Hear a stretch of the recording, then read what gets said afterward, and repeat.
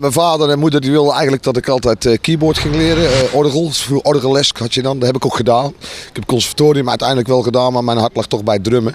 En toen ik 9 was, kreeg ik inderdaad een drumstelletje. En ja, mijn vader was muzikant. Mijn opa zat vroeger bij de Ramblers. Was vroeger een heel bekend dansorkest van de AVRO.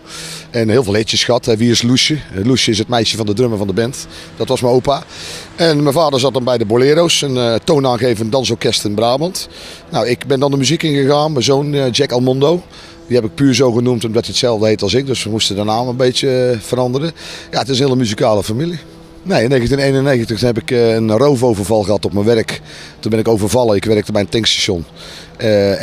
Nou, toen ben ik overvallen. Toen heb ik een hersenbeschadiging opgelopen.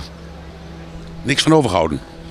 Jawel, ik heb een hersenbeschadiging waar ik af en toe nog wel last van heb. De linkse kant af en toe die valt uit. Daar merk ik ook wel als ik zit te drummen.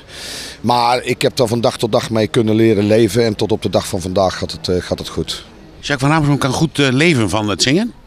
Ja, wat is goed leven? Kijk, je zit zelf ook al jaren in het vak. Wij zijn natuurlijk een soort gypsies. De ene keer is het Albert Heijn, de andere keer is het de Lidl. En soms is het voedselbank. Dat is goedkoopste. De donkere stem, is die gekomen van de sigaren, Jacques? Nou ja, kijk, toevallig had Emiel Hartkamp, die zei ook eens een keer tegen mij, mijn stem is natuurlijk kapot. Je wordt wat ouder en ik bedoel, als je kermissen speelt 23 in de maand, dan moet je op een gegeven moment op je reserves gaan en dan gaat je stem kapot en je moet door. Ja, dan is natuurlijk een barcootje of een sigaartje erbij. Dat is trouwens Cola Light. En ja, dan gaat je stem wel naar de kloten. Maar ik voel me er wel lekker bij. Ik ben toch een beetje pop, weet je wel, een beetje rock. Ik ben rock'n'roll.